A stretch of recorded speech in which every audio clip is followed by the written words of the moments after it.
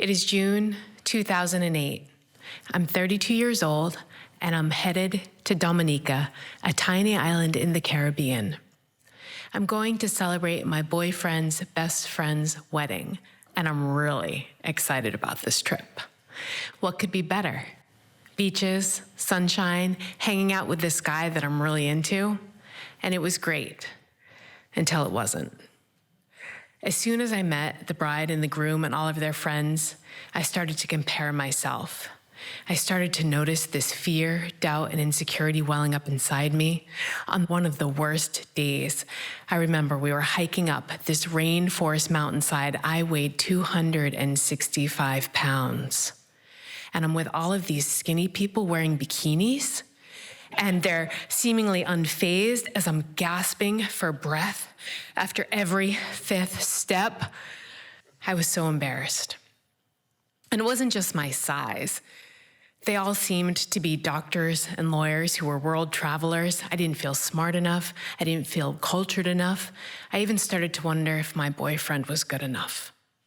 And so I turned to the only coping skills that I really had: food, alcohol, pot. But the only way to get food in Dominica is by traveling up and down these windy, hilly roads, mostly on foot, unless you could hire a driver.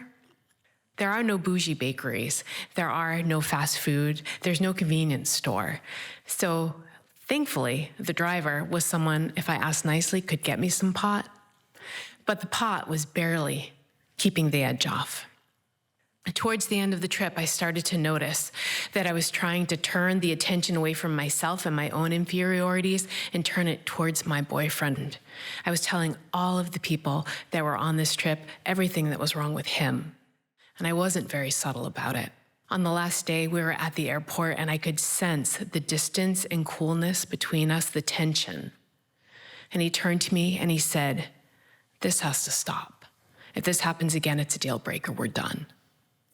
And I'm ashamed as we fly home, and I don't understand how I could treat someone that I love so poorly. I don't know how I got here, and I don't know that I can prevent it from happening again. A few months later, we're back in Portland, Maine. We're living together. We have our older son, Oliver.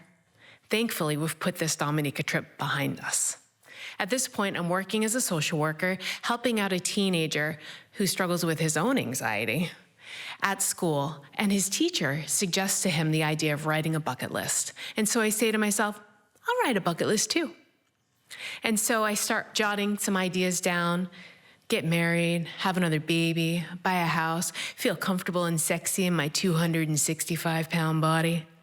And so over the course of the next 4 years, I start accomplishing these tasks that I had set forward for myself. I'm a person who's always been motivated by lists. I think I can do this.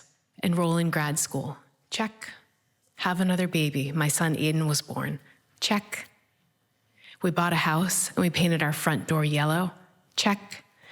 The happiest day of my life, I got married to my husband Andy on a boat in the middle of Portland Harbor, surrounded by my friends and family.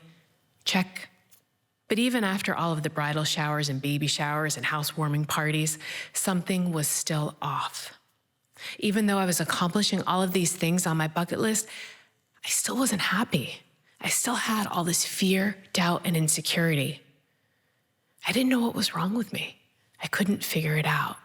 I was still treating everyone around me just like I had when we were in Dominica.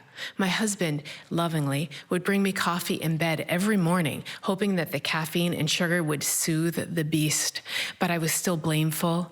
I was passive-aggressive. I was resentful. My kids were 1 and 6, and I was irritated and impatient with them every day, thinking about the things that they did do and that they didn't do, and all I wanted them to do was go to bed so that I could go down in the basement and get high.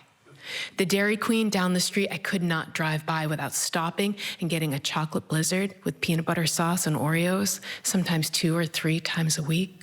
Even though I was accomplishing all of these things on my bucket list, I thought that chasing that list, it would help me be happy.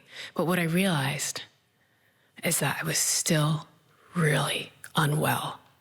I didn't know what was wrong with my life. I didn't know how to fix it. October 31st, 2012.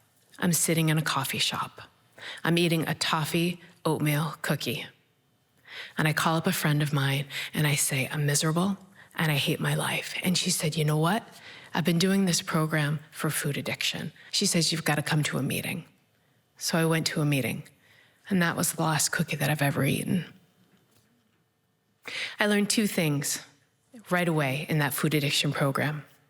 The first was that food can have the same addictive qualities as substances like pot or alcohol. And so that's why when I put the pot down to go to grad school, the obsession to eat, the compulsion to eat, the irritability when I wasn't eating, it didn't go away. The second thing that I learned, and this is more important than all of those other things that I talked about, all of those bucket list items, is the importance of integrity. Up until that point, I wasn't doing the next right thing. I wasn't doing what I said I was going to do. And that caused a lot of discomfort and dis-ease within me. And so, over the course of time, it was a process. It took me probably 10 years to get to the point where I realized that if I wasn't doing what I said I was going to do, if my actions were out of alignment with my values, then I wasn't showing up as a person of integrity. And that caused me to be really miserable. In August of 2022, just this last summer, I crossed the finish line at an iconic race up in Maine called the Beach to Beacon. It's a 10K, another item on my bucket list. Check. Incidentally, I did not accomplish that without sitting on my couch and scrolling through Facebook, chastising myself for not working towards my fitness goals and getting myself moving. But I'm not the person that I was then. I'm a person now who shows up for her family. I'm a person that loves and respects them. If I could talk to that woman in Dominica, I know that she would hate the woman who crossed the finish line. She would have been jealous and annoyed and resentful at that woman because that woman has all of the things that she wishes she had: commitment, follow through, determination, integrity. But if I could go back and talk to that woman in Dominica, I would say, have hope, hang in there. Things will get better. You too will get there. Thank you.